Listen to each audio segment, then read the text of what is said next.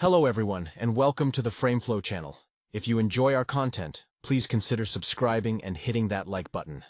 Today, we are going to be discussing the movie The Polar Express from 2004. The flickering glow of a Christmas Eve sets the scene for a young boy. Unnamed but clearly grappling with the burgeoning cynicism of approaching adolescence, who doubts the very existence of Santa Claus. His conviction is firm, built on the silence of the season and the creeping logic of growing up. Suddenly, a rumbling sound, far grander than any ordinary truck, shakes the quiet suburban street. It is the Polar Express, a magnificent steam-belching locomotive, arriving not for a scheduled stop, but seemingly just for him. The conductor, a figure whose crisp uniform and booming confidence evoke the disciplined showmanship of classic stage performers, invites the boy aboard, punching a ticket with decisive finality. Inside, the train car is alive with children, each clutching a ticket promising a journey to the North Pole. Among them is a girl, sharp and intelligent, who embodies the enthusiastic belief the protagonist is losing, and another boy, constantly asserting his knowledge while secretly harboring his own doubts. The journey itself is a marvel of engineering and spectacle, reminiscent of the grand railway journeys romanticized in early 20th century cinema. As they speed through frozen landscapes, the train performs incredible feats, climbing impossibly steep inclines and even navigating treacherous ice floes where the physics of the situation seem utterly bent to the will of Christmas magic. It is during this travel that the atmosphere shifts from mere excitement to genuine, almost spiritual awe. A pivotal moment arrives with the appearance of a ghostly hobo, whose flickering presence suggests he might be a manifestation of the boy's own uncertainty, or perhaps a spirit urging him to embrace the unseen. The hobo shares a hot chocolate, so rich and warm it seems chemically designed to soothe existential dread, before vanishing as quickly as he appeared. The train eventually reaches the sprawling, vibrant city of the North Pole, a true industrial fantasy, where thousands of elves, tiny and incredibly focused, work in frantic harmony. This place is a testament to organization and relentless production, a world where belief manifests as tangible effort. The protagonist, swept up in the chaos, finds himself momentarily lost, separated from the group as they search for Santa's sleigh. He stumbles into the massive workshop where he finally meets Santa Claus himself. Tom Hanks, the voice actor, brings a warmth and gravitas to the character, channeling the gentle authority of a benevolent CEO. Santa, recognizing the boy's internal conflict, doesn't merely deliver a gift, he presents an experience. He singles out the protagonist to receive the very first gift of the night, a small silver bell taken from the reindeer's harness. Upon returning to the train, the boy finds that the hobo has reappeared and, in a moment of gentle mischief, has taken the bell. After a chaotic chase across the roof of the speeding train in a blizzard, the boy retrieves his prize, but not before the bell slips through a hole in his pajama pocket, a pocket he was sure had no hole. The train ride back is quiet, the magic receding as the sun begins to rise. The children are delivered back to their homes, leaving the protagonist alone as the Polar Express pulls away, disappearing into the morning mist. He races inside, finding only his sister and his parents, who are confused by his tale and the single pristine ticket stub he holds. When he shakes the bell he received, there is only silence. His parents hear nothing. Yet the boy, holding the bell, knows. As he looks at the bell resting under the tree, he hears it, a clear, pure, undeniable jingle. It is a sound only he can perceive.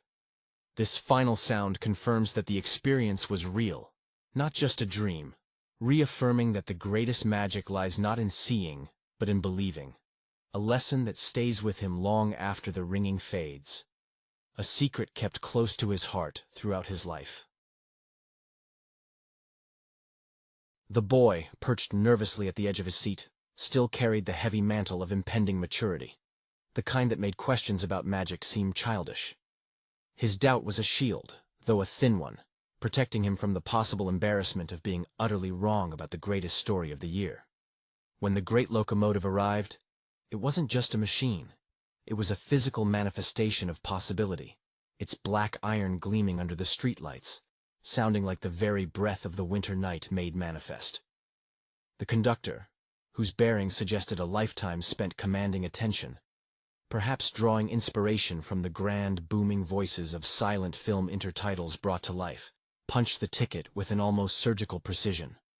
The carriage interior, warm and smelling faintly of coal smoke and old velvet, was a microcosm of childhood itself, the wide-eyed zealot, the cautious skeptic, and our young protagonist caught somewhere in between. The sharp girl, perhaps channeling the early, tenacious spirit of female adventurers in literature, immediately engaged him in earnest debate about the logistics of reindeer flight, forcing him to articulate the very doubts he was trying to ignore. The journey's ascent was breathtaking, an almost vertical climb that defied gravity. One could almost feel the strained effort of the massive engine, its pistons working with the rhythmic determination of a craftsman obsessed with perfection. This sequence mirrored the intense focus required in any great artistic endeavor, the pushing beyond perceived limits. When the train traversed the vast frozen lake, the ice groaned beneath them, a sound that resonated with the fragility of belief itself. One wrong move, one moment of collective fear, and everything could shatter. The appearance of the know-it-all kid, whose constant corrections masked a deep-seated need for validation, offered a sharp contrast to the quiet observation of the protagonist. He was the voice of the over-eager, the one who tries to dissect wonder to prove he understands it, ironically proving only that understanding sometimes spoils the experience.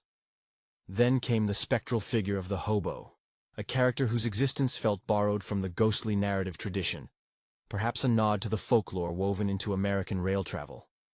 He didn't represent malice, but rather the necessary shadow that gives light definition. His sharing of the hot chocolate, impossibly rich and hot, seemed to thaw the boy's internal frost, a fleeting moment of pure, unearned generosity that bypassed intellectual defenses entirely. The North Pole itself was overwhelming, a city built on pure, unadulterated productivity, a landscape where millions of miniature decisions culminated in a single, glorious outcome. The elves moved with a relentless, almost hypnotic purpose, their labor echoing the dedication of animators spending endless hours perfecting a single frame. The protagonist's momentary separation amplified his isolation, the feeling of being the outsider looking in, a classic narrative position that forces introspection. When he met Santa, delivered with the reassuring depth of Hanks's voice, a voice that has narrated entire epochs of American mythology, the encounter was deeply personal. Santa didn't perform. He recognized. The presentation of the silver bell wasn't a transaction. It was an endowment of trust. The bell, stripped from the harness, was a piece of the functional magic, tangible proof of the operational system of joy. The chase scene in the blizzard was pure kinetic energy, a desperate scramble against entropy and the coming morning. The boy's realization that the hole in his pocket was exactly bell-sized was a moment of cosmic alignment, the universe bending slightly to accommodate his need. The return trip, softened by the encroaching dawn, felt like the slow, reluctant closure of a perfect chapter. The quiet departure of the Polar Express was heartbreaking, a vanishing act that tested the protagonist's newfound conviction. The silence when he reached home was crushing. The adults, grounded in the tangible reality of bills and schedules, could not hear the faint resonance of the extraordinary. But the final scene was the ultimate testament to internal truth. The boy, now holding the bell near the tree, heard the pure, crystalline sound. It wasn't loud, it was intimate, a secret whispered directly to his soul. This was the sound of sustained belief, the melody that only those who have truly witnessed magic can retain, a sound that promised to carry him through every subsequent, dull, sensible winter. The weight of that first, barely audible jingle resonated far deeper than any booming fanfare could have achieved. It settled in the boy's chest, a warm, permanent anchor against the cold currents of adult skepticism he knew were waiting for him in the years ahead. He clutched the bell, its silver cool against his palm, the tiny imperfections in its surface now more precious than any polished toy. This object was not merely a souvenir. It was the physical embodiment of a choice made on a dark, cold night. the choice to accept wonder. Observing the other children as they disembarked, one by one, delivered back to the periphery of their own sleeping worlds, the protagonist noticed the subtle shift in their demeanors. The know-it-all kid, for instance, who had boasted of knowing the exact tensile strength of the reindeer harnesses, now looked strangely subdued, perhaps even slightly embarrassed by the sheer scale of what he had witnessed. A reality too grand for his neat little explanations. The sharp girl, however, retained a fierce, quiet satisfaction, the look of someone who had known the answer all along but enjoyed the journey of proving it correct. The conductor, before disappearing with the massive train, offered a final, knowing look. His eyes, beneath the brim of his hat, seemed to hold the accumulated wisdom of every journey taken across the North Pole route, suggesting a man who viewed the logistics of faith with the steady practicality of a seasoned engineer. He didn't need to ask if the boy believed. The boy's very posture, less defensive, more open, was proof enough. As the morning light grew stronger, washing out the shadows that had hidden the magic, the transition back to ordinary life felt almost jarring. The warmth of the hot chocolate and the near hypothermic chill of the ice crossing seemed like memories from a vivid high-stakes dream. Yet, the residue of the adventure remained. A lingering scent of steam and pine on his pajamas, a faint echo in his ears. For the boy, the true climax wasn't meeting Santa or retrieving the bell. It was the moment he stood alone in his silent hallway, the ticket stub now crumpled and insignificant in his hand, and realized that the test of belief isn't what you see when the extraordinary is happening, but what you carry back into the mundane. His parents' inability to hear the bell wasn't a failure of the bell, but a limitation of their own hearing, a frequency reserved only for those who haven't yet traded their innocence for certainty. He tucked the bell safely away, knowing that its sound would become his secret fuel, a quiet reminder that the tracks of the Polar Express were always there, ready to reappear the moment the world grew too dull, and the heart yearned for the climb.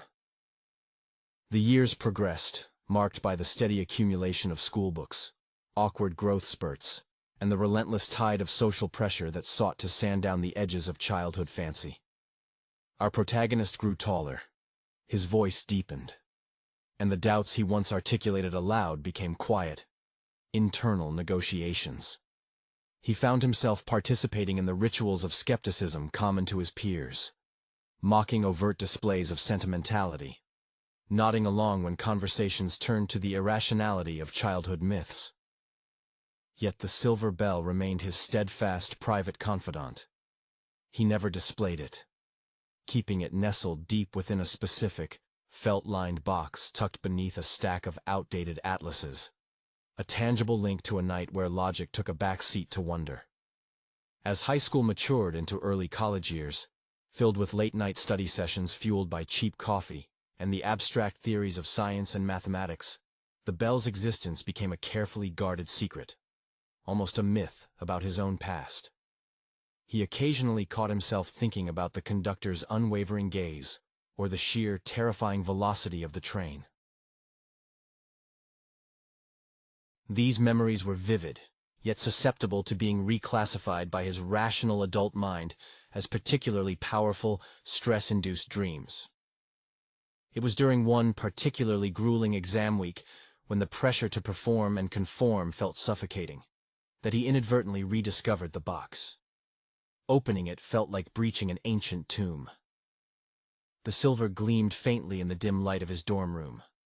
Hesitantly, driven by a curiosity that felt almost rebellious against his current self-image, he picked up the bell. He shook it gently, expecting the now familiar, disheartening silence that his parents' world had confirmed years ago. For a fleeting second, there was nothing but the slight metallic rasp of the clapper against silver. He sighed, ready to close the box, to finally consign the memory to the realm of charming childhood fantasy. But then, just as he began to lower it, a sound emerged. It wasn't the deafening jingle of a parade. It was softer, more nuanced than he remembered, almost like a high, pure tone played on crystal. It was undeniably there, a frequency that vibrated not just in his ear, but deep within the structure of his own sustained conviction. This sound, faint as it was in the face of the world's overwhelming noise, served as a personal recalibration, a reminder that the capacity for awe hadn't been extinguished, merely dampened, waiting for the right moment or the right stimulus to ring true again.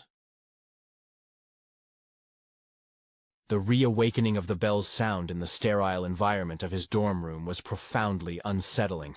A moment where the carefully constructed facade of his logical young adulthood cracked under the pressure of undeniable private evidence. He held the bell steady, fingers trembling slightly. Not from cold, but from the sheer cognitive dissonance of the experience. This sound, so fragile in the vast echoing silence of his room, filled with textbooks on Newtonian physics and economic theory, was a direct challenge to everything he had been striving to become. A serious, grounded individual. It felt like discovering a secret garden growing vigorously inside a concrete bunker. He remembered the hobo's cryptic advice, the way the spectral figure had simply existed, unconcerned with being explained or proven. That man, a manifestation of transient wisdom, offered a lesson that the boy now desperately needed. Some truths are self-evident and require no external peer review. This time, the protagonist didn't just listen. He internalized the sound, mapping its specific resonance against the current anxiety knotting his stomach. The clear, high tones seemed to cut through the stress of pending assignments, momentarily restoring the perspective he possessed on that train. That tasks, however urgent they seem, pale in comparison to the state of one's own spirit. He thought briefly of the other children, wondering if any of them, perhaps the sharp girl who had argued so ardently, still carried their own tokens. He knew instinctively that many would have discarded theirs, perhaps in a fit of teenage embarrassment or by simply forgetting where they packed them during a move. For him, the decision to keep the bell was an active form of defiance against entropy, the force that seeks to dissolve all wonder into mere chronology. That night, he didn't rush back to his studies. Instead, he sat by the window, watching the city lights blur through the damp glass, the small silver bell resting on his desk. It wasn't merely ringing anymore. It was subtly humming, a barely perceptible vibration that seemed to harmonize with the low thrum of the university's heating system. The experience had subtly altered his relationship with reality. He began to look at steam rising from manholes not just as condensation, but as a potential ephemeral track marker. He found himself watching train schedules, not with the intent to ride, but with a strange, nostalgic reverence for the power of a scheduled, purposeful journey. The Polar Express hadn't just delivered him a gift, it had installed a permanent internal navigation system calibrated to the frequency of genuine magic. He understood now that belief wasn't a childlike state to be lost, but a skill to be actively maintained, like a delicate, high-frequency radio receiver constantly needing slight adjustments against the static of the everyday world. Years passed, and the young man, now navigating the complexities of a demanding career, often found himself in boardrooms where cynicism was the lingua franca. His sharp intellect, honed by years of rigorous academic pursuit, served him well in analyzing data and forecasting market trends, the very essence of the grounded reality he once sought to uphold. Yet, when negotiations stalled, or when the sheer ambition of corporate life threatened to hollow out his purpose, he would retreat to a private ritual. He would excuse himself to the men's room or a seldom-used office, pull out the felt-lined box, and simply hold the bell. The sound, though still subtle, had become richer, deeper, perhaps imbued with the accumulated resonance of every year it had been kept safe. It was no longer just the sound of Christmas Eve. It was the sound of resilience. On one particularly bleak winter evening, after a crushing business failure had left him feeling profoundly depleted, he held the bell close to his ear. This time, the sound seemed to carry an almost orchestral depth, a chorus woven from the excitement of the other children on the train, the booming authority of the conductor, and the deep, comforting laugh of Santa. It was a complete auditory recollection, a direct portal back to that moment of pure, uncomplicated faith. He realized then that the bell was not merely a reminder of a magical night, but a talisman against professional and personal disillusionment. It affirmed that the most valuable assets in life, imagination, sincerity, and the capacity for joy, were inherently non-quantifiable, and that their persistence was the truest measure of success. He slipped the bell back into its protective velvet, straightened his tie, and returned to the world of spreadsheets, now fortified by the secret knowledge that the greatest engine of possibility was still running, just beneath the surface of the ordinary. The man, now seasoned by triumphs and weathering the inevitable disappointments of adult striving, found that the bell's presence evolved from a secret comfort to an almost subconscious guide. His life became a tightrope walk between the pragmatic demands of his highly successful career, a career built on precision, forecasting, and measurable outcomes, and the quiet, insistent pull of the ineffable. He never spoke of the Polar Express to colleagues or romantic partners. The story was too pure, too easily corrupted by casual sharing. It remained his bedrock, a private mythology sustaining his capacity for empathy in a world that often rewarded ruthlessness. One Christmas season, years later, he found himself overseeing a massive corporate restructuring, a process that required him to lay off hundreds of employees just before the holidays. The cold calculus of finance mandated it, but the human cost weighed heavily, settling in his chest like the accumulated soot of a steam engine running too long. That evening, isolated in his executive apartment overlooking a glittering, indifferent cityscape, he reached for the box. This time, when he shook the silver bell, the sound was different again. It was no longer a private, high-pitched crystal tone. It resonated with a profound, melancholic clarity, almost mournful, yet entirely accepting. It sounded like the gentle, final slowing of the great locomotive as it pulled away from the platform, the sound of necessary goodbyes. As he listened, an image flashed into his mind. The hobo, sitting by the fire in the baggage car, not spectral anymore, but looking directly at him with eyes full of ancient understanding. The hobo wasn't warning him against cynicism. He was confirming that maturity often demands painful trade-offs, that sometimes to maintain the system of joy for others, keeping the company viable, providing for his remaining team, difficult, joy-reducing decisions must be made. A sudden impulse, entirely uncharacteristic of his usual measured planning, took hold. He didn't put the bell away. Instead, he drove back to the darkened office buildings. Using his executive access, he walked through the deserted halls, pausing at the empty desks of those who would not return after the break. He placed the small silver bell on the desk of the most recently promoted young manager, a man with a family, leaving a simple, anonymous note beneath it. For the ride home. It was an act of pure transference, passing on not the memory of magic, but the tangible tool for accessing inner fortitude when the world demands you forget it. He left the building without looking back, feeling lighter than he had in years. He didn't know if the young manager would hear the bell, or if he would even notice it until after the holidays, dismissing it perhaps as a misplaced piece of office decor. But the man who had once been the doubting boy knew that the frequency was there, waiting patiently for someone lost in the industrial sprawl of the North Pole city to need proof that the journey was real. He walked out into the crisp winter air, no longer needing the bell in his pocket to hear the faint, steady pulse of belief guiding him forward. The act of leaving the bell behind marked the final, necessary step in his maturation. It was the moment he fully understood the conductor's silent mandate. The magic wasn't contained within the object, but within the act of passing the conviction forward. He stepped away from the building, no longer the solitary recipient hoarding a secret, but a reluctant custodian of shared experience.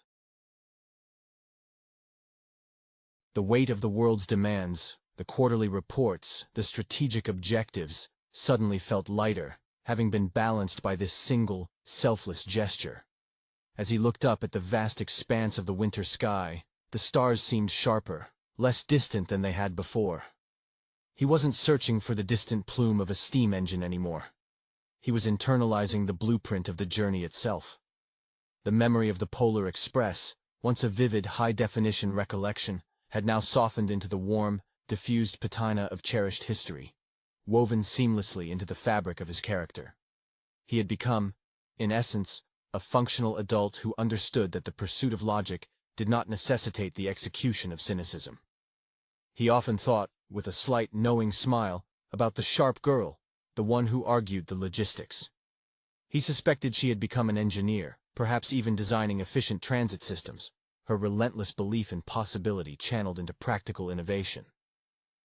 He hoped she still heard the faint, high note of her own ticket-punching confirmation sometimes, reminding her that the most elegant solutions often require the most imaginative leaps.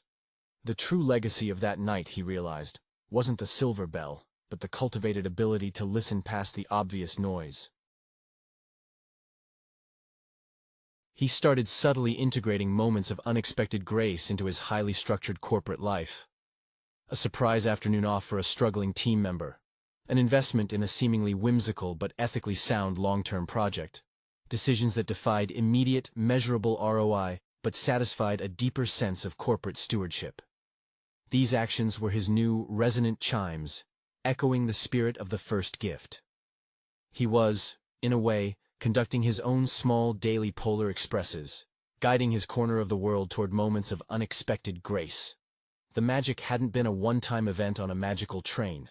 It was the continuing, quiet commitment to recognizing and nurturing the potential for wonder in the most unlikely, modern landscapes. He had learned to live within the silence, knowing precisely where to listen for the sound that mattered most. His life settled into a rhythm where the extraordinary became the subtle undercurrent of the ordinary. The man, now nearing the midpoint of his career, found a unique serenity derived from this duality. He carried the quiet authority of someone who had seen the inner workings of magic, and therefore understood the superficiality of manufactured crises. His office, sparse and minimalist, contained no overt symbols of his secret past, no framed tickets or polished trinkets, but the air around him often felt subtly charged, perhaps by his own relaxed expectation of the unexpected.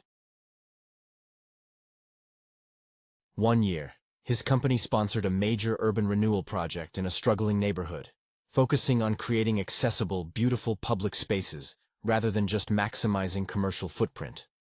During a site inspection on a dreary, overcast November afternoon, he stood overlooking a patch of barren ground slated for a community garden. The local council representative, a man steeped in bureaucratic realism, was detailing the extensive permits and logistical hurdles required to bring clean water and sunlight to the area. As the councilman droned on about soil testing and zoning variances, the man felt a familiar, almost forgotten pressure begin to build in his chest. It wasn't stress, it was anticipation. He closed his eyes for a brief moment, not to pray, but to listen. And there it was, faint but distinct over the din of construction equipment. The rhythmic, powerful chuffing of a great steam engine, a sound that belonged to a completely different dimension, yet seemed to vibrate in the very soil beneath his expensive leather shoes. He opened his eyes, a slow, genuine smile spreading across his face. The councilman paused, confused by the sudden shift in the executive's demeanor. "Is something amusing, sir?" he asked stiffly. The man shook his head, feeling a resurgence of youthful energy. "No, not amusing," he replied, his voice steady and clear, resonating with the deep, warm tone he hadn't used in years, a tone perhaps borrowed from the old conductor. I've just remembered something vital about these projects. They require more than just logistics. They require movement, direction, and the absolute conviction that what you are building is necessary, regardless of the immediate forecast." He walked over to the barren earth, kicked off his polished shoe, and dug his toe lightly into the cold mud. He didn't hear the silver bell ring this time.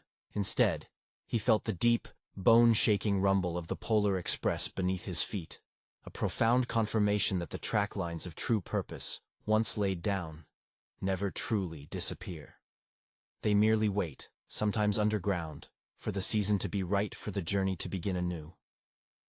He looked at the skeptical councilman, not with judgment, but with the gentle authority of someone who has already taken the trip and knows precisely where the destination lies, ready now to guide others onto the right path.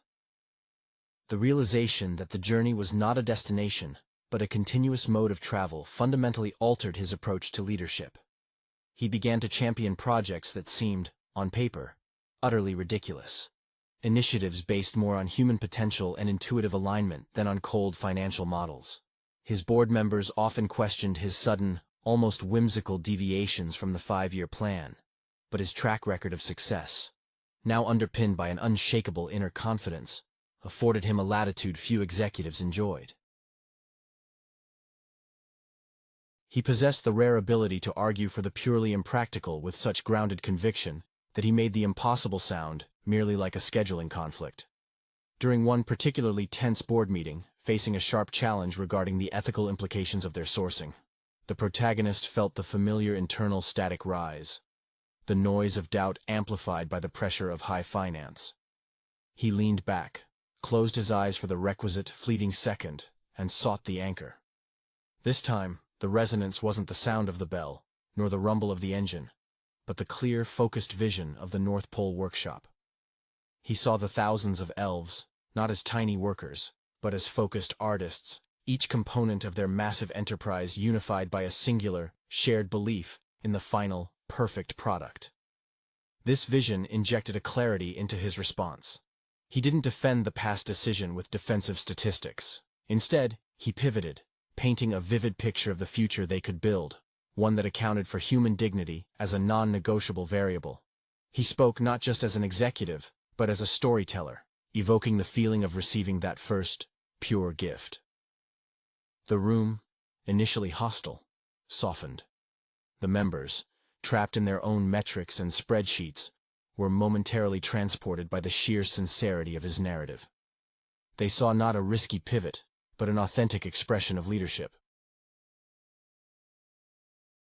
He often thought of Santa Claus in those moments, not as a figure of fairy tale, but as the ultimate visionary, someone who understood that the true value of a product, or a company, or a life, lies not in its immediate utility, but in the joy and meaning it transmits.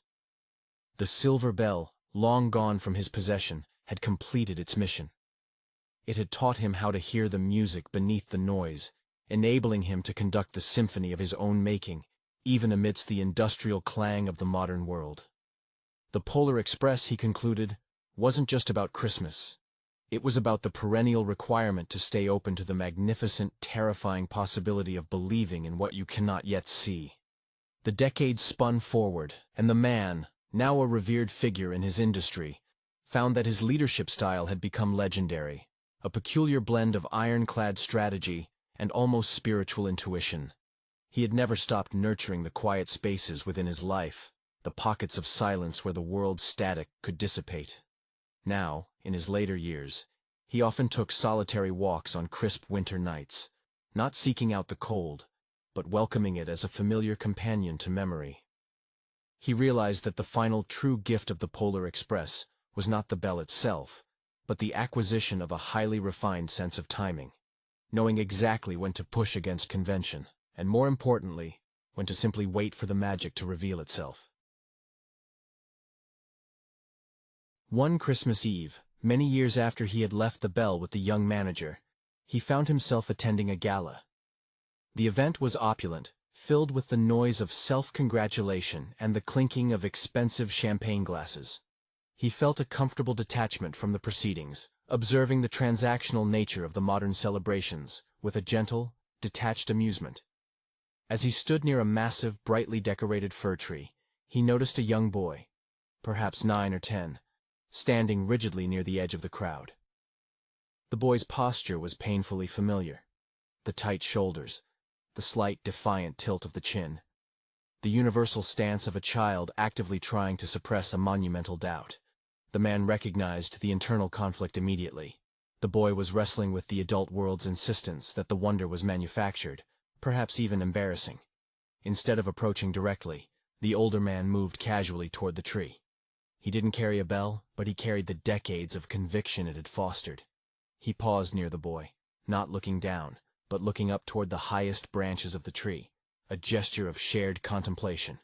Then, from the distance, perhaps from the sound system cleverly disguised amongst the decorations, or perhaps from a place far beyond auditory perception, the man heard it. A faint, perfect, crystalline jingle. It was the sound of the silver bell, clear and undeniable.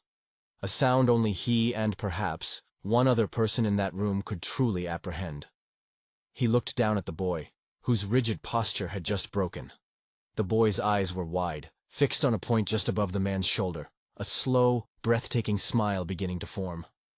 The man didn't speak of trains or conductors. He simply leaned in slightly and murmured, as if reciting a private thought. "It's a wonderful sound, isn't it? Always keep listening for it." The boy nodded, unable to form words, his entire being suddenly infused with relief and wonder. As the man turned to leave, slipping back into the throng of the glittering party, he felt a deep, profound peace. He hadn't needed to give the boy a token, he had simply needed to confirm the resonance. The line of believers, he understood, was never broken. It was merely passed from one generation to the next through quiet confirmation. The final journey wasn't about reaching the North Pole, but about learning how to carry its warmth back home, ensuring the music never entirely fades from the world. The departure of the seasoned executive from the vicinity of the fir tree was not a retreat, but a strategic vanishing act, reminiscent of the Polar Express itself slipping soundlessly back into the winter dawn. He rejoined the glittering chaos of the gala, yet remained fundamentally separate from it, an observer with privileged knowledge of the unseen machinery that truly governs the turning of the year. The warmth that flooded him wasn't the artificial heat of the ballroom, but the deep systemic warmth generated by having successfully transmitted the core truth of the journey. He observed the young boy across the room moments later. The boy was no longer standing rigidly. He was engaged in a quiet, animated conversation with an older woman. Perhaps his grandmother, a woman whose eyes held a soft, knowing crinkle that spoke of having survived many skeptical winters. The boy was clearly recounting his experience, his hands gesturing emphatically, tracing the imagined path of the spectral train. The man noticed that the boy's previous defensiveness had been replaced by a luminous, almost urgent desire to share, a trait the man himself had suppressed for decades. This observation sparked a complex emotion in the executive, a blend of pride and gentle melancholy. Pride, because the torch of pure, unadulterated belief had successfully found a new hand to hold it. Melancholy, because he understood the long, arduous years of compromise that lay ahead for that child, the inevitable encounters with well-meaning skeptics, the logical frameworks that would attempt to cage his imagination. Yet this time, the boy would have an internal counter-argument, a resonant frequency to counter the noise. Later that night, back in the quiet sanctuary of his penthouse, the man stood by the window again, the city lights a dizzying constellation below. He felt no urge to retrieve the felt-lined box. The bell's sound was now permanently etched into the architecture of his consciousness. Instead, he looked toward the eastern horizon, where the faintest hint of pre-dawn gray was starting to dilute the inky blackness. He imagined the conductor, perhaps now a spectral eternal figure, inspecting the manifest for the next season's departures. He wondered if the conductor ever paused, ever felt the weight of the countless souls he ferried across the threshold of belief. He understood that the conductor's bearing, that command rooted in absolute certainty, was the ultimate prize. It was the serenity of knowing, without needing proof, that even when the tracks are invisible, the engine is running, fueled by the collective, unwavering desire for something magnificent to be true. The man smiled, a genuine, unguarded expression that crinkled the corners of his eyes. The lines earned not from boardroom victories, but from holding on to a simple, silver promise through a lifetime of hard-won reality.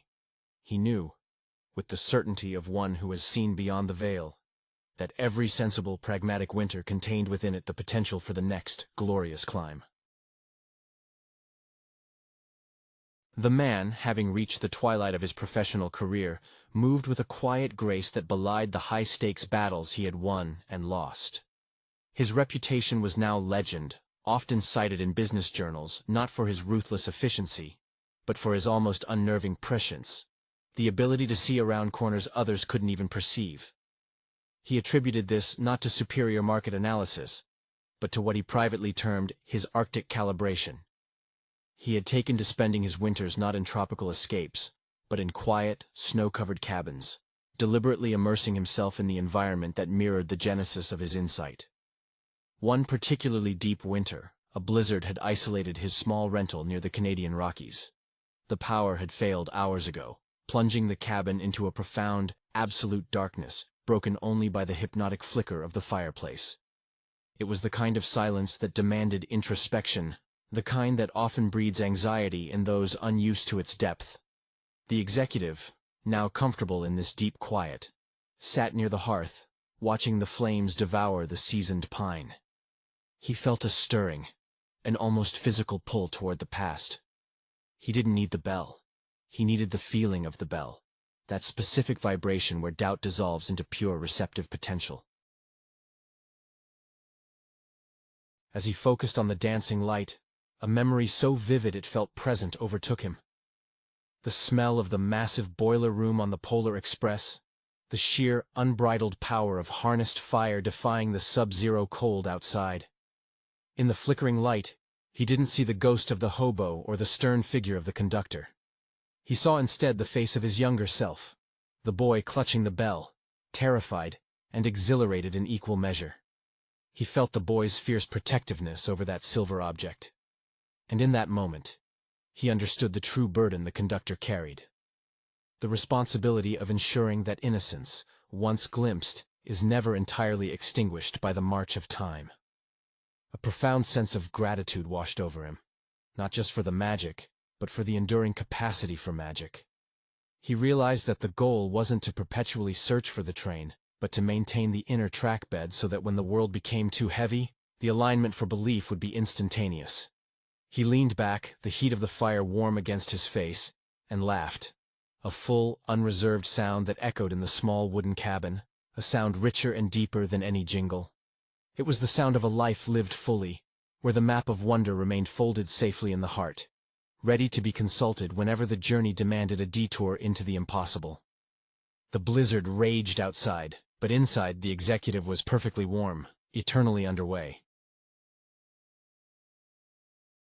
The 2004 film The Polar Express, directed by Robert Zemeckis, remains a fascinating, if sometimes polarizing entry in the holiday cinema canon. Its defining characteristic, of course, is its pioneering use of performance capture technology, a technique Zemeckis had previously explored with groundbreaking success in The Polar Express's spiritual predecessor, The Polar Express.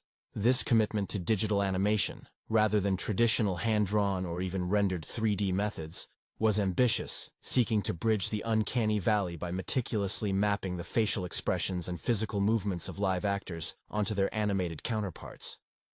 The central narrative is deceptively simple, echoing classic coming-of-age tales.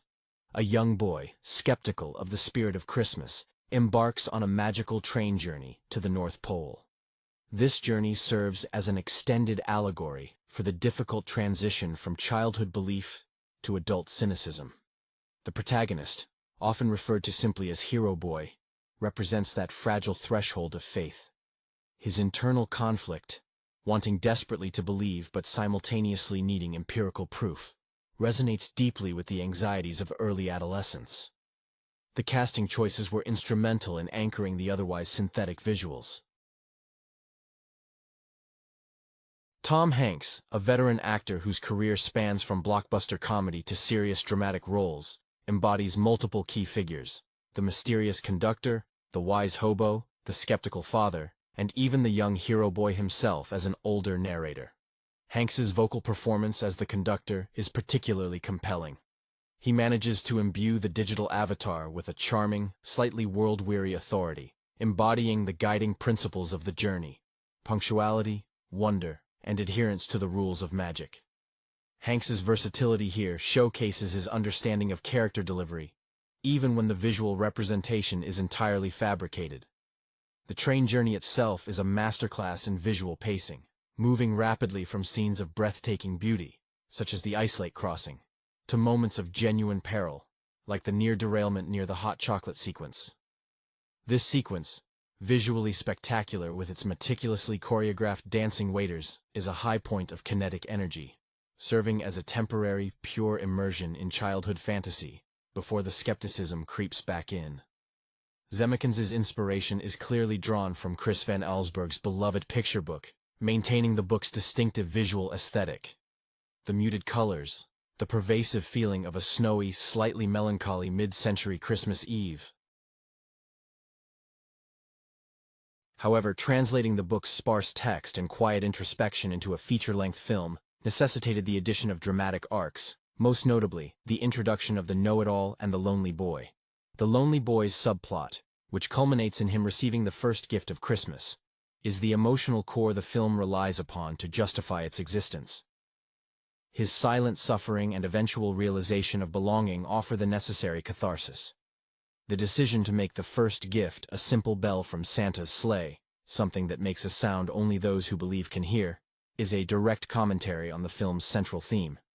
True belief isn't about grand, verifiable spectacles.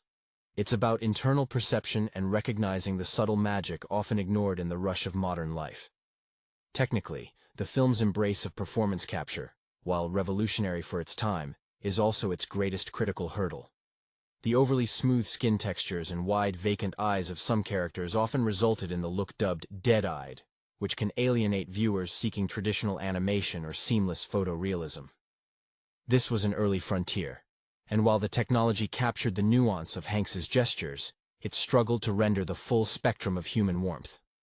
Ultimately, the Polar Express functions less as a flawless piece of visual artistry and more as an experience designed to recapture the feeling of Christmas Eve anticipation. It attempts to codify the precise mechanics of belief, the need for proof, the fear of being left behind, and the joy of communal experience, all packaged within a highly polished, if occasionally sterile, digital framework. It remains a quintessential modern holiday film, defined as much by its technical ambition as by its sincere, if sometimes clumsy, pursuit of seasonal magic. The emotional landscape of the film is heavily dependent on the hero boy's growing discomfort with his environment. He is not merely a passenger. He is an active investigator, perpetually testing the limits of the reality presented to him. This is particularly evident during the scene atop the train as it climbs the impossibly steep incline toward the North Pole. The sheer visual spectacle of the towering snow-covered landscape mirrors the monumental scale of the faith he is being asked to embrace. When he loses his ticket, the ensuing panic is not just about misplacing a piece of paper. It's the fear that he has inadvertently forfeited his chance at validation. The know-it-all character serves a crucial narrative function as the internal antagonist to the hero boy's wavering faith. While the hero boy doubts external evidence, the know-it-all demands absolute, tangible proof, embodying the aggressive rationalism that dismisses wonder out of hand.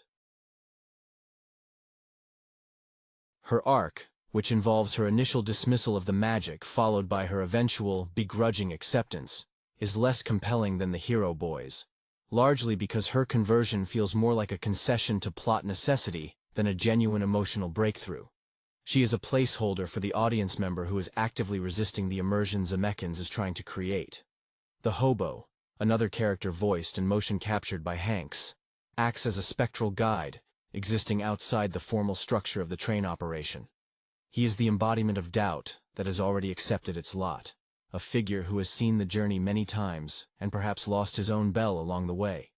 His brief appearances, perched precariously on the roof or melting into the steam, add a necessary layer of gothic melancholy to the otherwise saccharine adventure. He represents the fate of those who stop looking for the magic altogether, existing in the periphery of belief. The sequence at the North Pole itself is overwhelming in its production design. It's a city built not for living, but for manufacturing myth.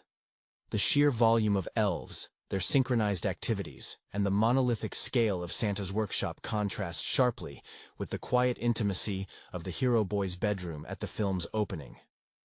This vastness aims to prove the scale of Christmas, yet paradoxically, the most important moment occurs in the silence after the grand production, when Santa singles out the hero boy. Santa Claus, when finally revealed, is rendered with a deliberate attempt at warmth, yet the digital skin still struggles to convey true grandfatherly softness. He is more a figure of overwhelming corporate benevolence than intimate wonder.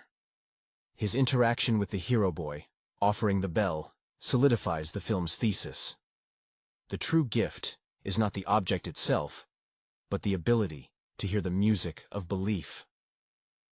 When the boy later realizes he cannot hear the bell ring after all the skepticism has settled back in, it's a moment of profound, quiet deflation, echoing the experience of returning to ordinary life after a powerful holiday high. The final shot, lingering on the silent bell beneath the tree, leaves the audience to supply the necessary sound effect, forcing them to complete the act of faith the film has demanded all along. The lingering ambiguity surrounding the hero boy's hearing at the film's conclusion is perhaps its most emotionally resonant and frustrating element. As the narrator, the now older hero boy states plainly that he never heard the bell ring again after that Christmas morning. This retrospective admission complicates the entire adventure. If the core lesson was about maintaining audible belief, then the subsequent silence suggests that the journey ultimately failed to inoculate him against adult rationality. It shifts the focus from the journey's magic to the inevitable erosion of that magic over time, making the entire spectacle feel like a beautiful, temporary dream rather than a permanent shift in worldview. This emotional grounding is further deepened by the exploration of the lonely boy's character. He remains the most purely innocent presence in the film, untouched by the know-it-all's questioning or the hero boy's internal conflict. His isolation on the train, contrasted with the bustling communal excitement, speaks volumes about childhood loneliness, a shared experience often intensified during holiday seasons when social bonds seem strongest for others.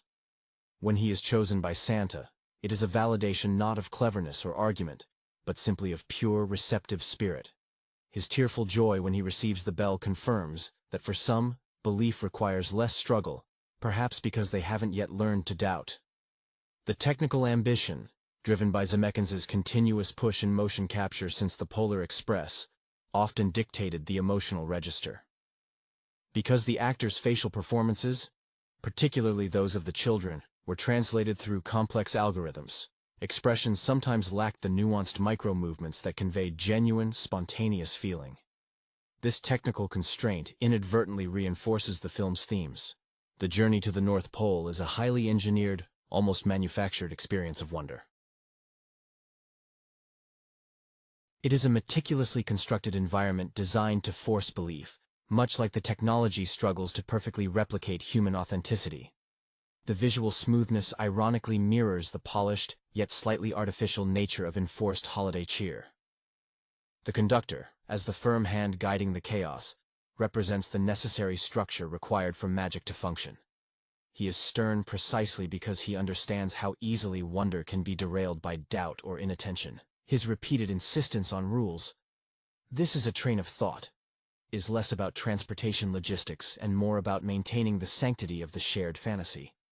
His connection to the hero boy seems deepest, perhaps because he recognizes in the boy the exact mixture of yearning and hesitation that defines the transition into adulthood, the very state he seems to have moved beyond, becoming a permanent functionary of the magic itself. In summation, the Polar Express operates in a fascinating tension between its sincere desire to celebrate the essence of childhood faith and the cold, digital medium used to express it.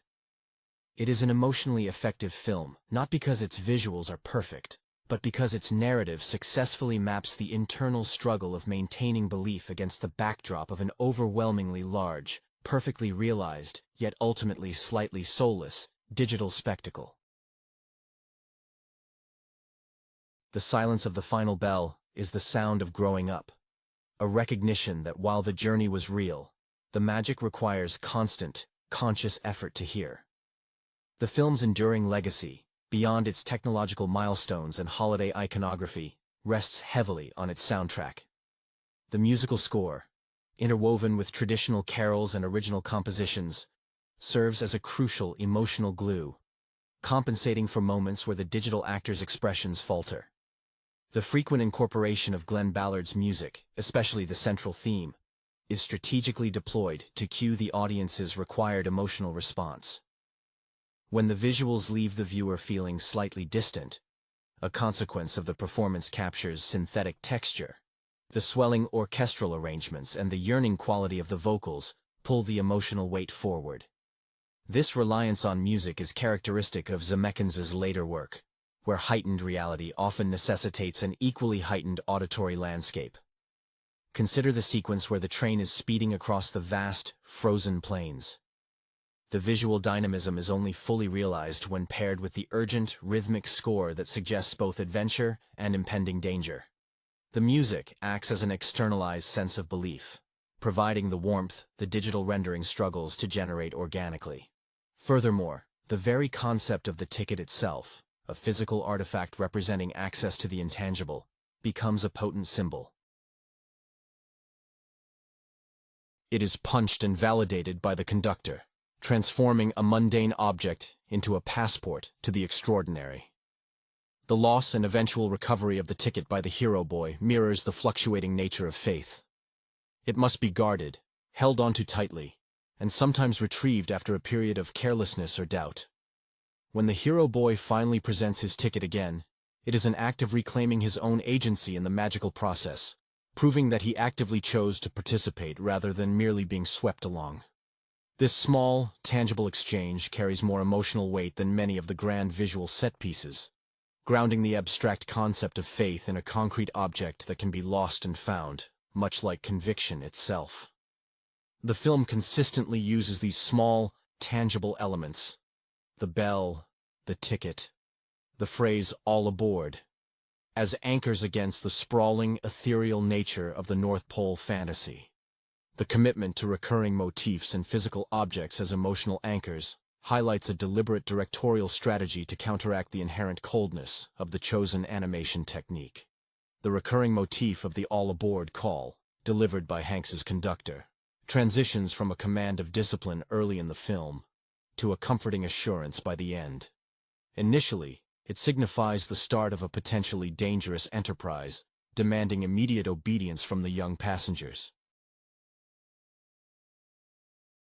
By the time the train returns to the hero boy's street, however, that same phrase, though quieter, functions as a poignant farewell, signifying that the opportunity for wonder has passed, and the boy must now internalize the experience.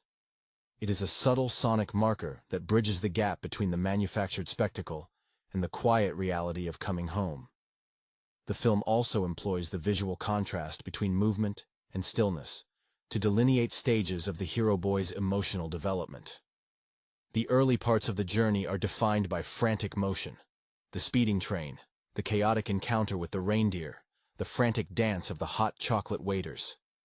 This velocity reflects the hero boy's unresolved anxiety. He is being rushed toward a conclusion he is not emotionally prepared for.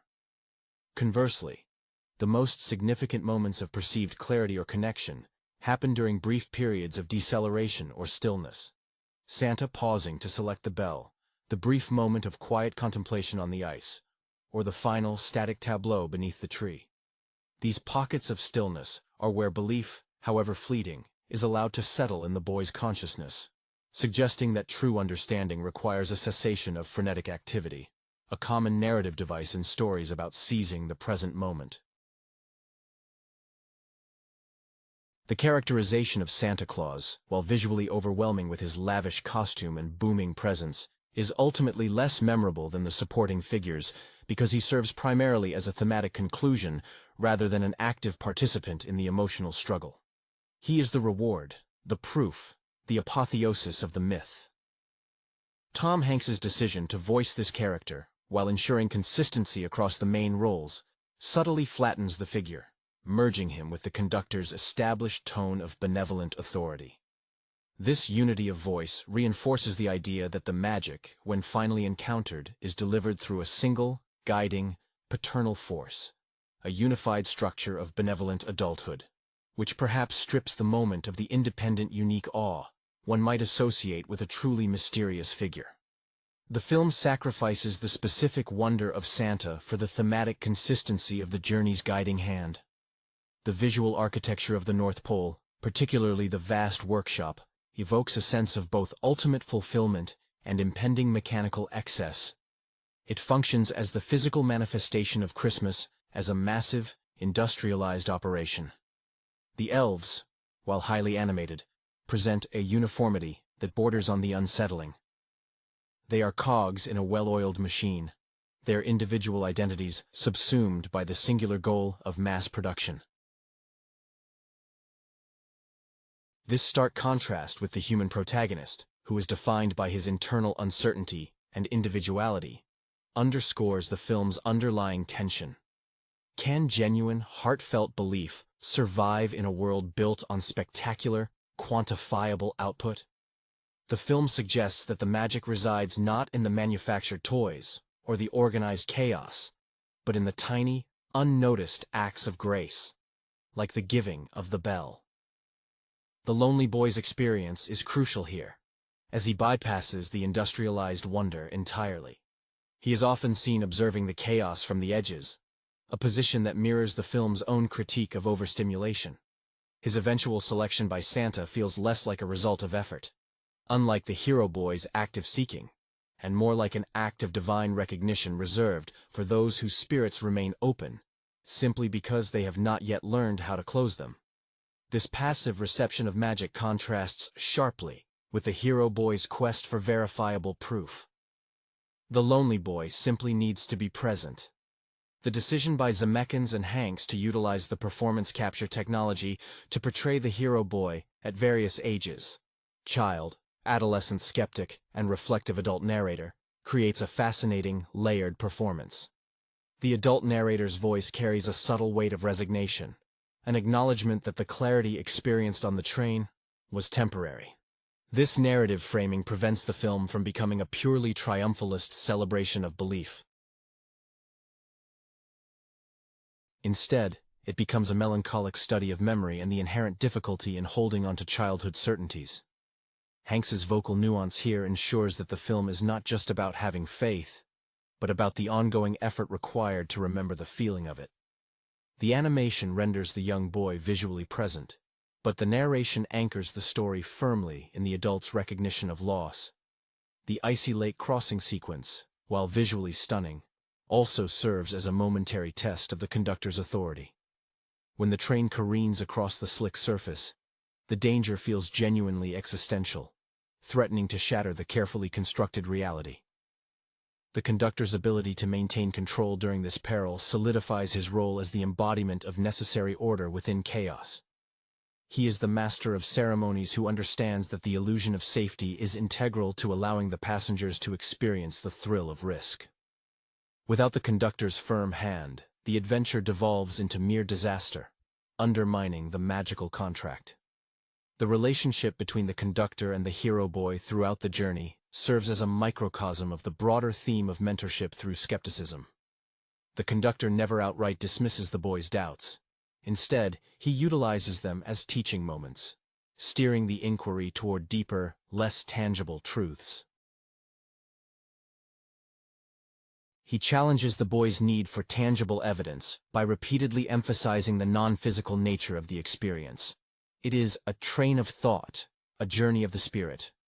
This subtle refusal to engage in empirical debate forces the hero boy to confront the limits of his own logic. The conductor's patience, though often masked by stern adherence to the schedule, suggests a deep, perhaps weary understanding that this specific stage of doubt is a mandatory waypoint on the path to mature belief. Moreover, the design of the train itself, the Polar Express, functions as a mobile, insulated reality bubble. Its opulent, anachronistic interior, complete with velvet seating and brass fittings, intentionally rejects the drab reality of the hero boy's modern suburban setting, glimpsed fleetingly through the windows. This aesthetic choice underscores the temporary nature of the magic. It is a highly controlled environment where the rules of the mundane world are suspended, allowing for the suspension of disbelief to occur organically, or at least to be strongly encouraged. When the train halts, the passengers are thrust immediately back into the overwhelming sensory input of the North Pole, suggesting that true wonder requires a moment of removal from everyday sensory saturation. The concept of the first gift of Christmas, being something inherently personal and non-transferable, the bell, is the film's most profound philosophical statement. It directly critiques the commercialization often associated with the holiday. The bell, silent to those who have lost their capacity for wonder, becomes an invisible status symbol. It's a realization that the most valuable experiences are those that cannot be photographed, weighed, or exchanged for currency. The hero boy's subsequent failure to hear the bell ring for many years solidifies this point. The gift is conditional upon sustained internal receptivity, not the initial thrill of receiving it. This quiet tragedy lends a necessary gravity to the otherwise upbeat adventure, transforming it from simple fantasy into a commentary on adult responsibility toward maintaining inner light. The enduring power of the film lies precisely in this ambiguity. The magic happened, but keeping it alive is the true, lifelong test. The depiction of the elves at the North Pole workshop, while visually impressive in their sheer numbers and synchronized activity, subtly introduces a commentary on the potential dehumanizing effect of relentless focus on production, even for a benevolent cause. They are not merely helpers. They are a collective entity driven by an almost manic energy. Their songs and movements are precise, lacking the improvisational spark that characterizes human creativity or genuine excitement. This hyper-efficiency can be interpreted as Zemeckis subtly acknowledging that even the purest form of holiday spirit, when scaled to mythological proportions, risks becoming sterile bureaucracy. The elves represent the structure behind the magic, the necessary machinery that must operate flawlessly for the transcendent moment of the gift-giving to occur. Their tireless work is the foundation that allows the brief, personal encounters, like the one between Santa and the lonely boy, to happen at all. The role of the lonely boy extends beyond mere emotional contrast. He functions as a baseline for pure, unadulterated acceptance. While the hero boy must actively wrestle with his skepticism, the lonely boy exists in a state of grace born from isolation. His silence throughout much of the journey suggests he is less preoccupied with proving or disproving the journey's reality, and more focused on simply experiencing the sensation of inclusion. When he is chosen, it is a powerful validation for the quiet, overlooked children who find the boisterous communal joy of the holidays difficult to access. His tearful gratitude is arguably the most authentically rendered human emotion in the entire film, precisely because it is untainted by intellectual maneuvering. This makes his subsequent silence, whether he can hear the bell or not, less significant than the initial pure reception of the gift.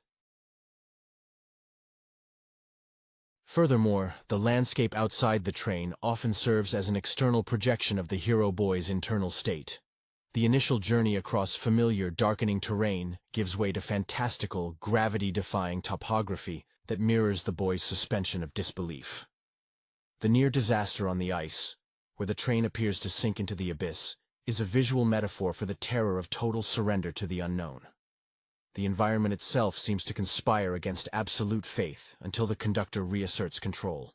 This external chaos is necessary to test the fragile internal belief before the ultimate arrival at the stable, manufactured perfection of the North Pole. The shifting external world validates the internal struggle. If the world outside isn't behaving normally, then perhaps the rules of skepticism no longer apply. The relationship between the hero boy and his family, though sparsely depicted, provides the necessary context for his initial skepticism. His parents are present but distant, their concerns seemingly rooted in the practicalities of daily life, hinting at the adult world that has already muted the overt expressions of seasonal wonder. The hero boy's father, in particular, represents the quiet erosion of childhood certainties that comes with growing up. He remembers the magic but can no longer feel it, echoing the narrative's central fear, that remembrance is not the same as true belief. This domestic background establishes the high stakes of the journey. The boy is not just seeking a train ride, he is seeking confirmation that the wonder his father vaguely recalls is indeed real and accessible to him now. The sequence inside Santa's sleigh, a moment of concentrated awe, is deliberately designed to be overwhelmingly sensory, yet paradoxically intimate. When Santa speaks, his voice, again filtered through Hanks, carries the weight of ancient tradition, combined with a palpable sense of responsibility.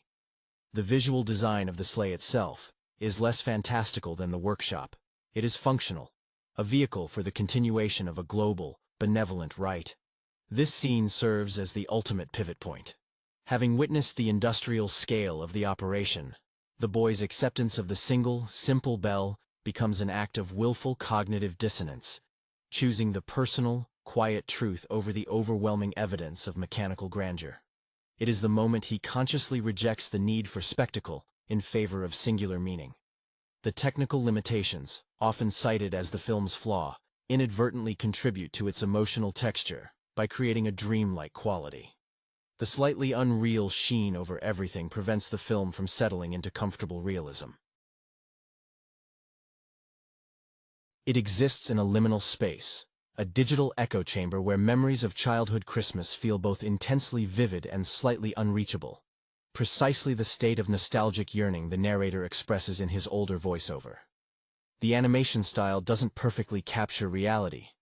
It captures the feeling of a vivid, slightly distorted childhood memory, where sharp edges blur and colors intensify under the pressure of emotional significance.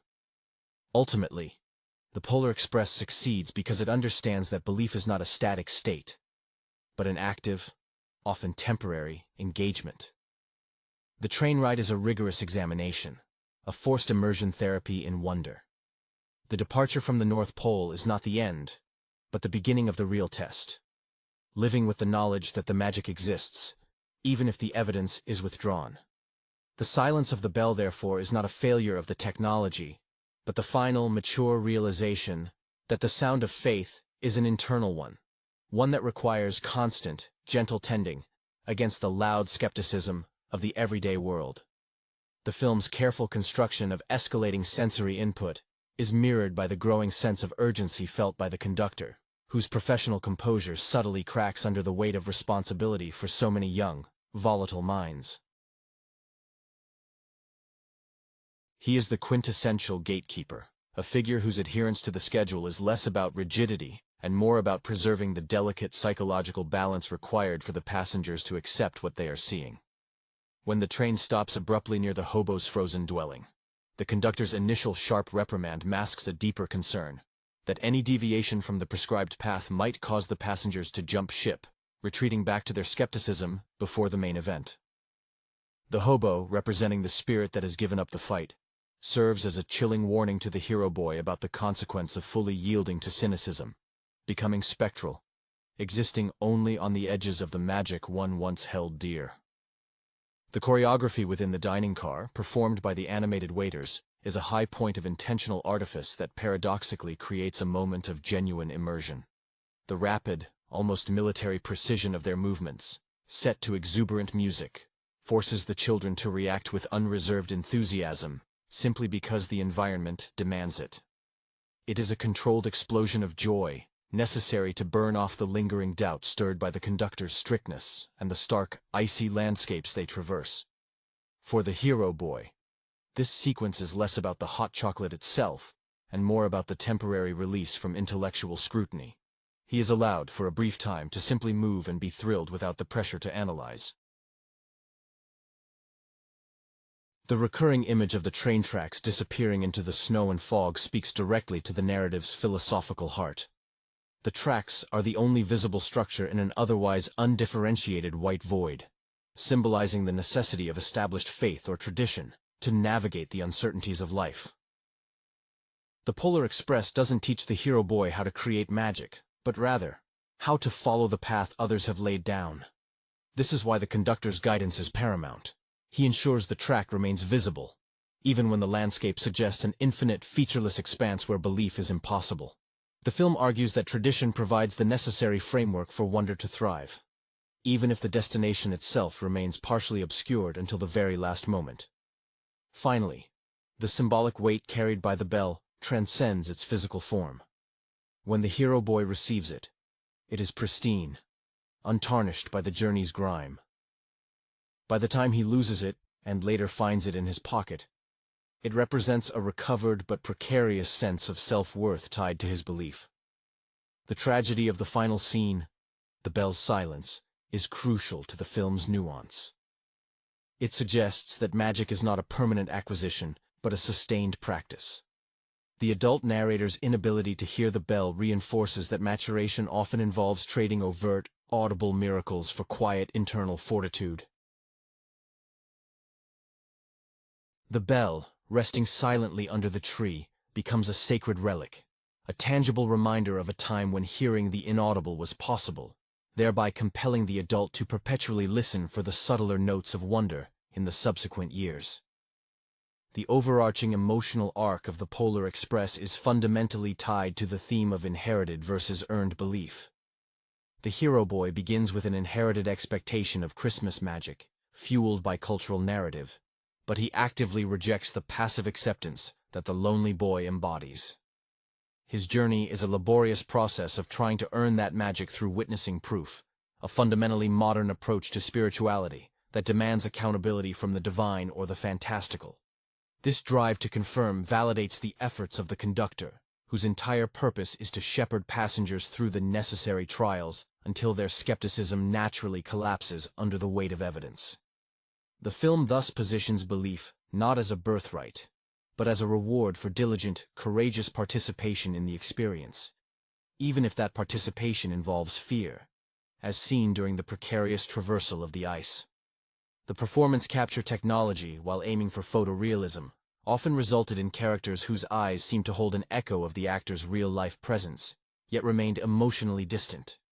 This disconnect paradoxically deepens the film's commentary on authenticity. The highly polished synthetic environments, the impossibly smooth snow, the perfectly illuminated workshop, feel too perfect, suggesting that the grand scale of Christmas has become an overwhelming, artificial spectacle.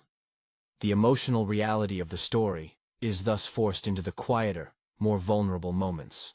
The subtle tremor in the hero boy's voice when he realizes he's lost his ticket, or the genuine, unguarded smile of the lonely boy. These brief bursts of human vulnerability cut through the digital polish, serving as necessary reminders that the technological masterpiece is merely a vessel for a very human story about growing up. Tom Hanks, navigating 4 distinct roles, provides an anchor of human interpretation across the digital spectrum. His most subtle performance is arguably as the hero boy's father, heard only in the opening exposition. This voice, tinged with fond nostalgia but lacking any real conviction, establishes the protagonist's central challenge: how to hold on to a wonder that your own trusted adults can only recall vaguely. The father represents the fate the hero boy is desperately trying to avoid: the polite acceptance of Christmas as a pleasant, but ultimately non-magical memory. This familial dynamic imbues the train ride with an urgency that transcends mere adventure. It becomes a rescue mission for his own future capacity for joy. The very structure of the film's climax, centered on the bell, is a brilliant inversion of typical fantasy resolution. In most adventure narratives, the protagonist acquires a powerful tool or weapon. Here, the hero boy receives something useless in the mundane world: a bell whose sound is intrinsically linked to an internal state. This emphasizes that the true acquisition is psychological, not material. The initial ability to hear it confirms his successful navigation of the journey, but the subsequent silence confirms that external validation is transient. The Polar Express argues that the real journey begins after the train stops, demanding a lifelong commitment to listening for the subtle, unamplified music of existence. A commitment that the older, narrating hero boy seems to struggle with daily. The film ends not with a ringing confirmation, but with a quiet, hopeful dare to the audience. The persistent visual motif of the train's headlight piercing the dense, encompassing darkness becomes the ultimate symbol of the hero boy's quest for illumination. As they ascend into the high altitudes, the world outside the windows dissolves into an opaque, white-gray nothingness, an environment perfectly suited for fostering either profound terror or complete surrender to faith. The headlight acts as the tangible focus for hope. It cuts a narrow, determined path forward, suggesting that even when the entirety of reality, the landscape, the future, the possibility of failure, is obscured, adherence to the path, the journey, the belief system, is what keeps momentum. This focused beam contrasts sharply with the diffused, overwhelming glow of the North Pole city, implying that clarity is found not in grand, chaotic revelation, but in a singular, directed focus of will. The hero boy's reaction to the near disaster on the frozen lake showcases the fragility of his nascent trust. While the conductor's stern control pulls the train back from the brink, the boy's involuntary physical reaction, a sharp gasp, perhaps clutching a seat, reveals the physiological cost of sustained wonder. He is not passively observing. His body is actively engaged in believing against instinct. This visceral response validates the stakes. The magic is not safe or guaranteed, it is inherently risky, demanding a constant expenditure of emotional energy to maintain its illusion against the laws of physics and rationality. The final, silent confrontation with Santa Claus, stripped of fanfare, reinforces the theme of selective perception. Santa doesn't lecture or plead. He simply observes the boy and offers the bell, communicating trust that the recipient will understand the nature of the gift. This quiet moment, overshadowed by the vastness of the workshop just moments before, speaks volumes about the nature of spiritual gifts. They are often bestowed in moments of profound stillness, requiring an emotional receptivity that the loud, organized chaos of the elves cannot provide. It is the antithesis of the industrialized Christmas. It is the personal offering that pierces the commercial shell. The lingering impression left by the know-it-all's character, even in her subdued conversion, is that cynicism requires more energy to sustain than belief. Her eventual nod of acquiescence is an admission of exhaustion. The effort required to maintain absolute, aggressive rationality in the face of overwhelming counter-evidence proved too costly.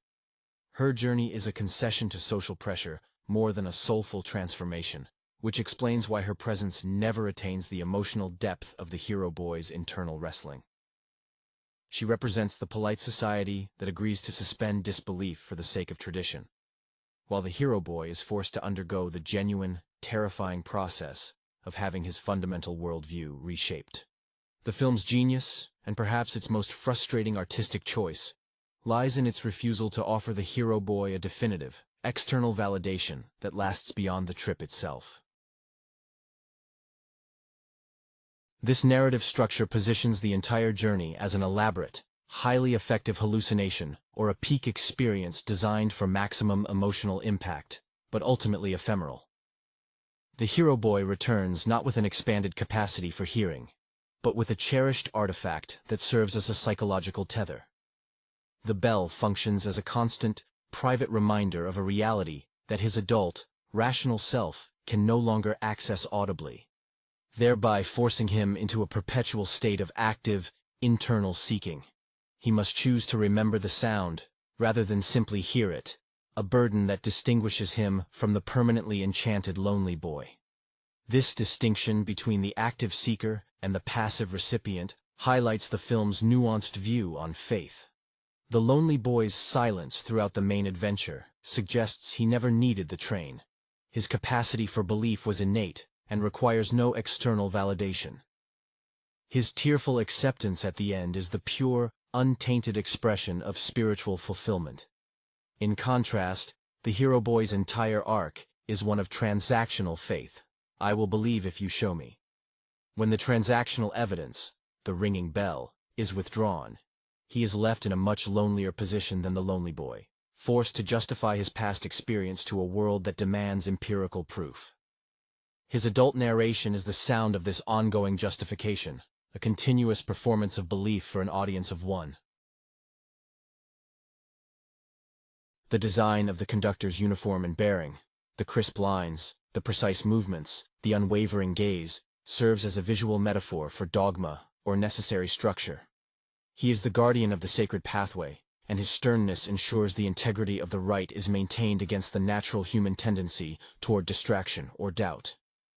Yet, in the very last moments, when he silently retrieves the bell left behind, his gesture transcends mere duty. It becomes an act of profound, quiet compassion, recognizing the boy's subconscious need to leave something of himself behind in the magical realm, and ensuring he takes the necessary symbol home. This is the moment the conductor reveals himself, not as a mere functionary, but as a deeply empathetic shepherd who understands the pain of severance between the magical and the mundane. The overall impact of the film, therefore, is not one of complete triumph, but of bittersweet initiation. The Polar Express is the mandatory, spectacular passage every person must undertake from unquestioning childhood faith to nuanced, adult skepticism. The visual beauty and technological ambition are the dazzling tools used to create an experience so potent that its memory can sustain the individual through years of auditory silence. The ringing bell, heard only by the innocent, is the sound of Christmas morning. The silence, heard by the mature, is the sound of remembering what that sound felt like. Hello everyone, and welcome to the FrameFlow channel. If you enjoy our content, please consider subscribing and hitting that like button. Today, we are going to be discussing the movie The Polar Express from 2004. The flickering glow of a Christmas Eve sets the scene for a young boy, unnamed but clearly grappling with the burgeoning cynicism of approaching adolescence, who doubts the very existence of Santa Claus. His conviction is firm, built on the silence of the season and the creeping logic of growing up. Suddenly, a rumbling sound, far grander than any